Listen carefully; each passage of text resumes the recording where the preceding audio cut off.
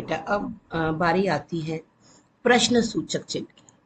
प्रश्न सूचक इसका मतलब होता है बेटे जब हम किसी से कोई प्रश्न पूछते हैं कैसे पता चलता है, हम क्या क्या क्या यूज करते हैं। हम यूज करते हैं क्या, किसने, क्यों, कब, कहाँ। ये सब जो शब्द होते हैं वाक्य के बीच में, इसी से पहचान होती है कि जो ये वाक्य है ये कौन सा वाक्य है, हमसे प्रश्न किया जा रहा है। ठीक है, अब जब प्रश्न किया जाएगा तो लास्ट में क्या लगेगा, प्रश्नवाचक चिन्ह। ये देखिए कुछ इस तरह लगाते हैं, इससे भी हम अनभिज्ञ नहीं है, ये भी हम जानते हैं कि ये ऐसे लगता है। ये भी हम यूज करते हैं कई बार वाक्य में, है ना। फिर आती है बारी विस्मय सूचक या आश्चर्य चिन्ह। मैंने आपको स्टार्टिंग में बताया था कि जब हम अपनी खुशी, अपना दुख, कुछ भी जाहिर करना चाहते हैं लिख कर, बोलकर तो कर ही देते हैं, तो लिखते समय हम बोलेंगे वाह कितना सुंदर दृश्य है। तो वह यानी कि मैं दृश्य को देखकर मुझे बहुत ही अच्छी फीलिंग आ रही है, बहुत अच्छा लग रहा है, महसूस हो रहा है। तो मैंने वहां के बाद क्या लगाया, ये लगाया मैंने विस्मय सूचक चिन्ह। देखिए कुछ ये ऐसे लगता है, ये देखिए।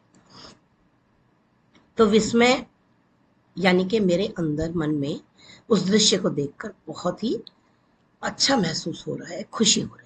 ठीक है, तो मैं बोला वहा, और उसी इन शब्दों की वजह से वहा हो गया, आ हो गया, अरे हो गया, ओ हो गया, उफ हो गया, छी हो गया।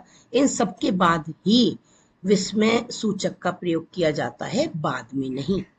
मैंने कई बार करेक्शन के टाइम नोटिस किया है कि बच्चे वाक्य के अंत में विस्मय सूचक लगा देते हैं, जो बिल्कुल ही गलत है। ये अंत में नहीं आता बेटे, कुछ ऐसे शब्द जो दर्शाते हैं कि आपको हर्ष है, शोक है, या कुछ भी है, जैसे आप किसी को याद कर रहे हैं, भगवान को याद कर रहे हो कि हे ईश्वर ऐसे करके, तो उनके बाद ही ये विस्मय सूचक लगाया जाता है, बाद में नहीं। लास्ट में तो यहाँ पर बात खत्म होने के बाद आप विराम चिन्ह का ही प्रयोग करेंगे। कौन सा, पूर्ण विराम। ठीक है, नेक्स्ट।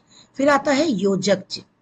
योजक क्या होता है, योजक होता है बेटे दो शब्दों के बीच में लगता है, वो एक दूसरे के पूरक भी हो सकते हैं, वो एक दूसरे के विपरीत भी हो सकते हैं। समझ में आ गई। तो जैसे कि अगर मैं कहूं रुपया पैसा, तो ये पूरक है, रुपया भी एक ही चीज है, पैसा भी एक ही चीज है, पूरक हो गए। अब अगर मैं कहूं दिन और रात, ये एक दूसरे के उल्टे हैं, लेकिन आता दोनों में ही, दोनों ही शब्दों के बीच में ये लगाया जाता है, कुछ इस तरह। देखिए ये है ना। अब ये जो होता है छोटा सा होता है, देखिए छोटा क्यों बता रही हूँ, क्योंकि इसके आगे जो निर्देशक चिन्ह लगता है वो इससे थोड़ा सा बड़ा होता है, लंबा, ये छोटा होता है। इसको इंग्लिश में हाइफन बोलते हैं। ठीक है, इसको इंग्लिश में क्या बोलते हैं, हाइफन। और जो बड़ा होता है निर्देशक उसको डैश बोलते हैं, तो इसको क्या बोलते हैं, हाइफन। ये दो शब्दों के बीच में लगाया जाता है, चाहे वो पूरक हो चाहे विलोम। नेक्स्ट चलते हैं निर्देशक चिन्ह। निर्देशक का मतलब होता है जब हम किसी को कोई निर्देश देने जाते हैं। मोस्टली ये ऐसे शब्दों में, प्रश्नों में आता है, जैसे निम्नलिखित शब्दों का उत्तर दीजिए।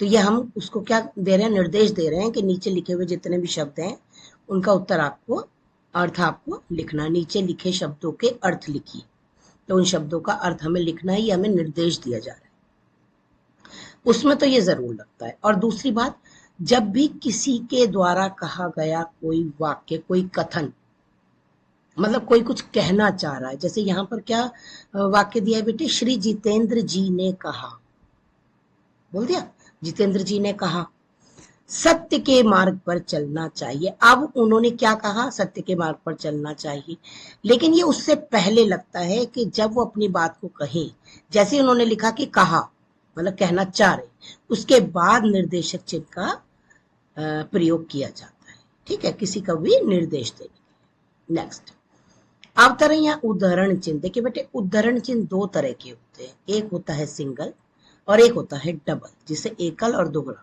इकहरा और दोहरा बोलते हैं। ठीक है, इकहरा और दोहरा। ठीक है, अब दोहरा का यानी कि डबल कोट्स का प्रयोग कहाँ किया जाता है, गांधी जी ने कहा था, ये तो आपको पता है कि यहाँ पर क्या आएगा, कॉमा आएगा, कहने के बाद अल्प विराम भी आता है और निर्देशक भी आ सकता है।